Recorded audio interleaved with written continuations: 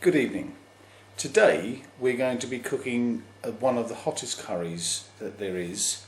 I believe that the Naga Jolilia chili is now rivaled by the Trinidad Scorpio, but this still remains for me the hottest curry that I've ever made.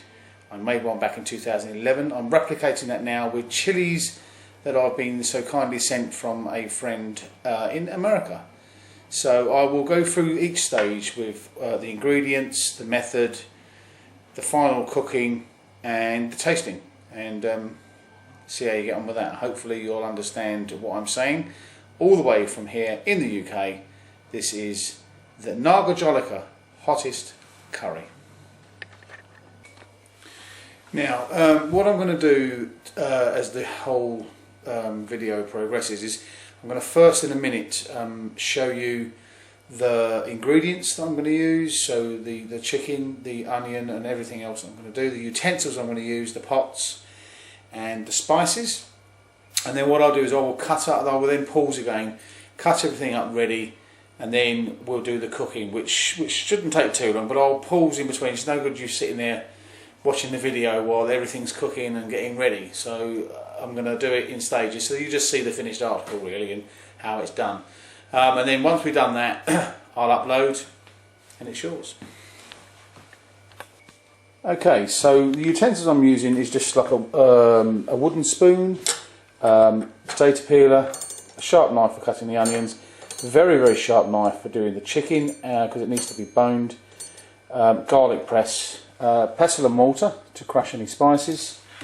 I'm using a medium-sized pan, excuse me, and apart from being disturbed by the phone, the next thing I've got here is all the ingredients. You've got potatoes, onion, obviously the Naga Jolilia chilies, which are very hot, some garlic, tomatoes, fresh tomatoes, and a bell pepper, it's a normal green pepper.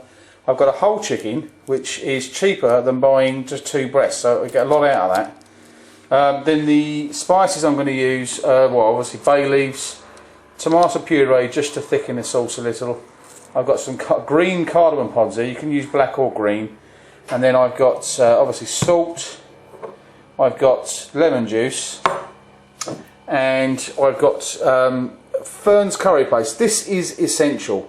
You can buy it I think on Amazon, so do get it. It's called Fern's. I'll zoom in a little bit on that. Fern's and hot curry paste. They do various different ones, but this is an absolute must. It is the best curry paste you will ever get and gives you the best flavour. So great stuff. And I've also got some frozen ginger, fresh ginger, which was crushed in the freezer, which I'll be using. And then if I need to use anything else, I have a store within my kitchen. I mean, obviously that's my rice, which sits on the side. And then I have obviously an exclusive cupboard full of all of my spices, which is what I use because I do all different types of curries and dishes, and you'll see that over the coming months, the different dishes that I do and what I use. A lot of it's ad hoc, but you'll like the curries and the different dishes that I do. So I'm going to now peel and cut the potatoes up, cut the onions, the bell pepper, and the chicken, and then I'll come back to you once it's all in the pan. So mid-stage, what I've done is I've cut the legs. I'm not a trained butcher, but I do pretty well actually. I've cut the legs and the wings off, and I've now split. I'm just about to take the breasts completely off and get the meat. Honestly, that is the cheapest way to buy your chicken nowadays, because they seem to charge you an earth to buy breasts, and you get quite big breasts from just a medium. This is a small chicken, so not bad. I've cut the onions and the pepper, that's in the pan, small, with some oil, just normal vegetable oil, about 3 or 4 tablespoons. And I've cut the potatoes into small chunks, ready to be boiled, which I'll put on in a moment. And then once I've done the onions and everything, once I start putting the sauce in, I will try and set this up on a tripod to show you the next stage. Okay, right, now, next stage, I've taken, as you can see, the chicken is de-meated, there's no meat on it at all. I've got 2 large chicken breasts, they're very big, enough for a curry for about 4 or 5. And I've got some bits there that I took from underneath, which are, you know, bits of fatty bits of skin. And the reason why I'm using the whole chicken as well is because on the bone things taste a lot different than actual nuts. So when I do get round to cooking my next dish for you guys, I'm going to be using the chicken and the wings to use in my kahari dish, and you will see a totally different method of cooking, and it tastes different. It does taste different on the bone. With the breast, I do leave the skin on. Reason being is the fat burns itself down, but it gives a flavour. You can just discard that, take it out when you cooked it, or people could just take it off their plate. Personally, I do like the bit of skin. I know you shouldn't eat it, it's not that healthy, but I do like it. So I'm putting all that in. That's all going to be cut up now. The onions are frying off, as you can see, and peppers, they're getting nice and soft. They need to go very soft. Potatoes need to go semi-cooked, but a bit firm still, so they can absorb some of the flavours. And then the next stage will be to put the sauces in, which I'll show you in just a moment. Okay, I'm going to try this on the tripod because it's a bit hard to put ingredients in while I'm holding the camera. So what I'm going to show you now is the onions basically are sweated off, so they're very soft now, and it's ready to start putting the other ingredients in. So I'm going to put in the garlic, which has been crushed. That's gone in. I'm now going to put in the bay leaves, so it's just 4 bay leaves, just standard bay leaves which I picked from the garden and dried. I'm going to put in, now the cardamoms I used to put in whole, but it's a right pain when you're trying to eat your dinner and you bite into one. It's an aniseedy taste. So I'll show you the pass of them all. I've crushed them, and the ingredients of the cardamoms are actually like little black seeds, but it gives you the real flavour. So that's going in. So that's done.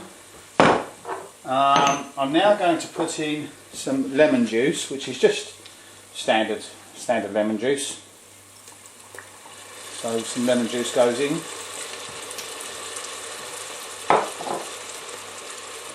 Now I'm going to get a spoon, excuse me for a moment, and in's going to go the curry paste, which is the Ferns, as I said, F-E-R-N-S, Ferns curry paste. So I'm going to put in probably 1, 2, 3 tablespoons of curry paste. And then I need to put in some water. So I'll put the water in, stir it all up, and then I'll wait for the potatoes, and then I'll put the chicken and potatoes in together, but I'll explain a little bit more about that later on. So yeah, I'm going to put the water in. Probably enough that it will give you plenty of, I mean I like mine, I like a lot of juice in mine, so I'm going to put that amount in for the moment. So you can see, if I lift that over, you've got a fair amount in there, which is enough. I don't know, maybe need to put a little bit more in, but I'll do that as I go along. So that's that. Now I'm going to just check the potatoes to see whether they're cooked enough, and I think, to be honest, they are. So I'm going to turn those off. The reason I'm saying that, now you can put potatoes in fully cooked. The problem being is that when you're simmering the curry for half an hour to 3/4 of an hour, they sometimes crumble and you lose them. And also when you half or sort of 3/4 cook the potatoes, put them in, the remaining amount of cooking soaks in some of the juices, so the potatoes become very flavoursome with the actual flavour of the curry. Same with the chicken. I used to cook that with the onions and then put everything in, but it's not absorbing any of the flavour. So that all goes in once the sauce is ready and thickened up, and everything goes in at the last bit, and then it just simmers for a while. So what I'm going to do now, I'm going to put in, I'm going to put in some fresh tomatoes, which I used to use tin tomatoes, which is okay. On this particular dish I use fresh tomatoes, so I've already cut some, just 2 regular tomatoes, or if you're in the States, tomato. So they go in. And then I'm going to put in some just regular tomato puree. So it's like literally, it's concentrated tomato. So I don't know how that works in the States or any other country where you're watching this. So in goes a regular, a fair amount, I suppose, about half a tube. and that's to thicken it up and give it. I like a bit of a tomatoey taste to my curries anyway. So now I'm going to stir that all up. Just give it a little bit of heat because I put cold water in there and I need to get that back to the boil. And use the other spoon as well just to stir that off. Now the sauce is starting to look like a proper curry sauce. I will show you. That's it there. And that's plenty enough there, I think, tomato puree now. That's thick enough for me and just right for what we want to do. So I'm going to pause the video, strain the potatoes, and then I'm going to start to add the other ingredients, including the very, very hot chilies, and then it's just simmer time. And then what I also did forget, which I'm just about to put in, is the ginger. So I'm going to put 2 cubes of that ginger in, which is like you know, a good knob of fresh ginger really. And that goes in, that dissolves, just saves all that peeling and whatnot. I know you should use fresh, but that's fine. Now I'm going to go to cut the chilies, and then we go to the next stage of adding those in with all the other ingredients. Cutting the peppers, the chili peppers, I mean, they do suggest you use gloves, and if you are very sensitive skin, then do that. I don't. I mean, my hands are quite rough. I normally cut them in half and then just literally cut through them. Bearing in mind the hottest bit is with the seed area and the heart of it at the top, which is where I am now. And just get that as small as you can. So a whole one, and cut in half. Usually, actually, you can cut twice. So cut 4 ways, and again cut through.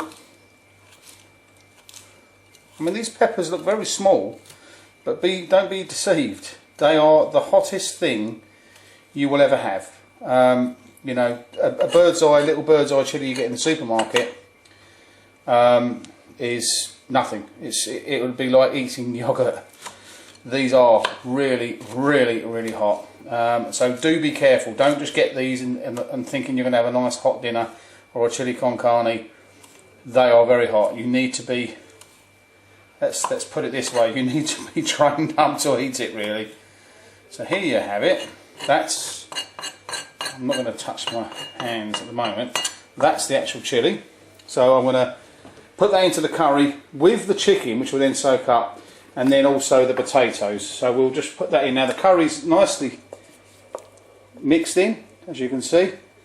I'm now going to try and put that there so you can probably see it, I hope.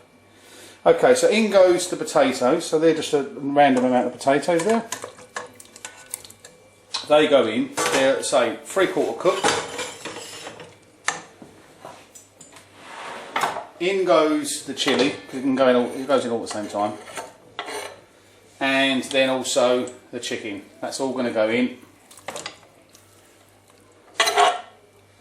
There's probably enough chicken, enough curry there probably for 4. I'm going to treat my neighbour to some later. Little does he know how hot it's going to be. But that's basically, if I show you, that's what you now have. So the pot's pretty full now, and a lot of that will blend down. The tomatoes will get soft, they will blend down. But that's basically the finished article. That needs to simmer now for about, I would have thought about an hour. But just keep checking on it. You don't want the potatoes to dissolve. You need to make sure the chicken's fully white and that everything's soaked in and bubbling away. So very, very, very low heat and simmer for about an hour, but keep an eye on it, keep it stirred. And so we've reached the hour, well it's more than an hour because I've let it simmer for a little while and then I turned it off. Every time I cook a curry I find that I enjoy it a lot more once it's cooled on the stove, because if it's too hot, it's hot as in boiling and hot as in curry, I don't enjoy it as much. So the rice is, as you can see, got a yellow sort of tint to it. That's saffron, which I put in. I put saffron and salt in, which makes a saffron rice. Helps to keep it from sticking as well. And then we have the curry, which, as I say, has been left to stand for about half an hour. And that's the finished article. And there's the curry. And there you go, one curry, chicken and potato, extra hot Naga Jolilia there you have it. So stay tuned for more great dinners cooked by me. Bon appetit.